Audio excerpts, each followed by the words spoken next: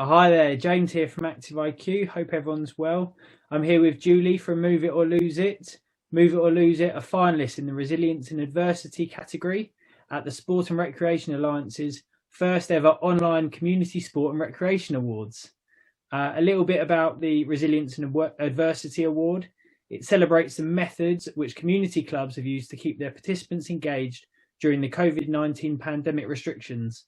With the clubs across the UK forced to close and the public told to stay at home, Sport and Recreation Alliance are recognising the outstanding projects that have supported grassroots activity and delivered differently this year. So, Julie, over to you. Tell us a little bit more about Move It or Lose It and you yourself. Okay, thank you. So yes, Move It or Lose It really began, 11 years ago now, when I retrained from being a PE teacher to teach exercise to older people. I fell in love with the job. In fact, it didn't feel like a job. It was so much fun. And I just put everything into starting to teach my classes. At that point, they kept saying, I can't remember what to do when I go home. So I made a DVD and everything just spiraled from there. I never anticipated that it would have such a response. So from there, several DVDs and a book later, and teaming up with the University of Birmingham and their Centre for Healthy Ageing Research, my heart really lay in teaching and helping other people to become instructors so they can go and do what I was doing, and we could have this huge impact by being together as part of a big team. And so we became training providers and we developed a unique program called FABS, Flexibility, Aerobics, Balance and Strength. And it's all about helping older people, those with health problems particularly and mobility problems, or just that lack of confidence in being able to exercise in the traditional way, to show them that they can exercise so that everything can be done seated or standing. And it's about socialising and having fun as well. Okay, amazing. And can you just tell us a little bit more about why you entered the Community Sport and Recreation Awards, and a little bit more about the initiative that's seen you become a finalist? Well, we were going really well. It was to be our 10th year. We'd got a big conference planned. It was going to be our best ever year. And we were running training courses all over the country and had tens of thousands of older people coming along to those community classes all across the UK, and everything just stopped. Like many other fitness providers and instructors, it fell off a cliff when the pandemic hit and lockdown came, and we didn't really expect for it to last quite this long. We were extremely worried because so many of our older club members are not online, and so they weren't able to quickly switch over like many other fitness professionals to be able to run those classes and join in. But as time developed, we realised that our instructors were doing everything they could, printing out sheets for exercises. The old DVDs came in very handy, the old-fashioned way. And we produced some flyers that charities and organisations could share.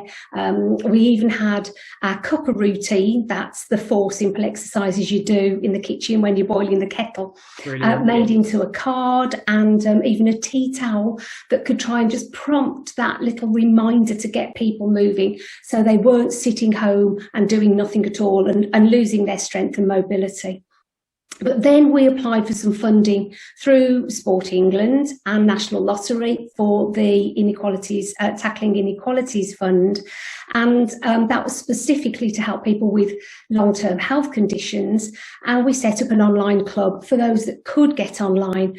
Could we create that sense of community online? We weren't sure. Well, we've been so pleasantly surprised because not only is it actually helping people to just exercise, it's helping create that sense of community that we so miss.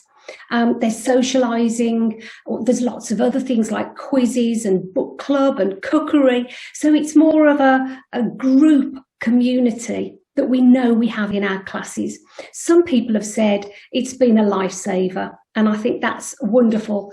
Some have said I'm actually looking forward to exercising for the first time in my life. Well, that is like music to our ears. Absolutely. And we're really surprised as well to hear that some men who traditionally are not usually coming to our classes, 95% female, have actually said, this has opened a new world to them because they're not embarrassed. Nobody's watching them exercise. So in actual fact, there has been a silver lining. And I think that resilience it has shown through. And that's why we applied for the award. Sure, that's brilliant. I think, you're spot on there in terms of group exercise. We know that group exercise and classes form a community. So it's wonderful that you've been able to keep that going in a slightly different format in the weird last year that we've all been having. Yeah, amazing. So in terms of, I guess, your news when you found out you were a finalist, what was the reaction of you, other members of the team? Well, absolutely. Well, thrilled and very surprised. I think because when you work with the older adult population, they're sometimes overlooked when it comes to fitness. There's always something a little bit more trendy or a bit sexier than what we do, but actually it's really, really vital. It helps with people's mental health, stopping them feeling so lonely, as well as keeping them fit and strong so they don't have to go into hospital or need care. So it was an absolute delight to think that we've been recognised. Thank you. Oh, that's brilliant. I'm really pleased to hear. And in terms of, obviously, you're a finalist, which is amazing. What would it mean to you if you were to win the award and, to you and to the team?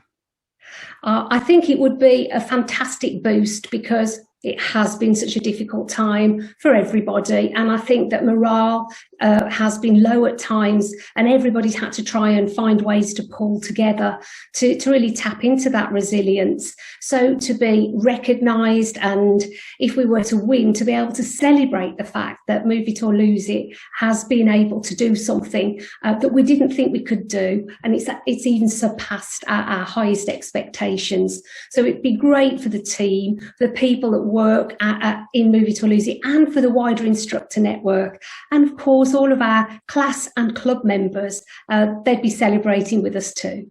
I think that's brilliant. As I've said earlier off the back of what you said, it's so nice. And that's what kind of the group exercise element is. It's that community, isn't it? Everyone involved from your class participant all the way up to you, the founder of the organisation. It would mean a lot to everybody involved, which is wonderful. In terms of, I guess, the process, how did you find that, the application process? What would you say to anyone looking to enter the 2022 awards when entries become open? It was one of the easiest applications we have ever had to do. It was so simple, really clearly explained, putting together the video, which was a great way to just be able to put over your story as quickly as you can and actually show some of the people involved. So actually, I'd encourage anybody to give it a go. It was not onerous and it was really clear and very well supported. So if I had any questions, they were answered straight away. Wonderful. That's so nice to hear. And tell us a little bit more about, if anyone's interested in hearing more about Move It or Lose It, where can they find out about you, your website, social media? So moveitorloseit.co.uk is the website.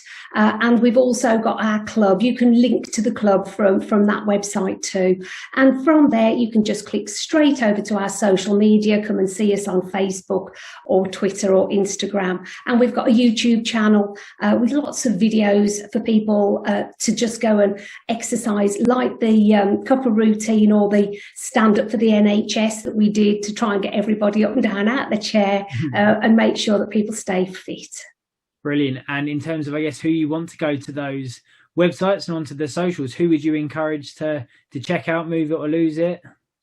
I think that it's, we always think, well, the older people themselves, we'd love them to come and find out. But what we have found is that very often it's the older children of that person that might just need to encourage their mom, dad, grandparents, who might be lacking in confidence when it comes to going onto a website.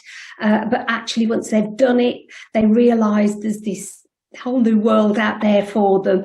So that would be fantastic. And of course, any instructors who think, well, I'd love to work with that demographic.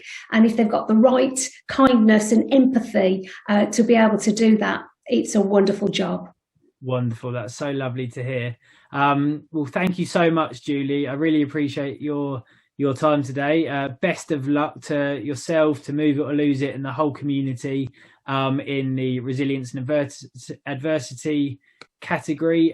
For anyone that's interested in tuning in, the virtual awards ceremony is at 5 p.m. on Thursday, the 11th of March. So join in for a virtual celebration of community, sport and recreation. Thank you so much, everyone, for listening. Thank you, Julie. Thank you so much.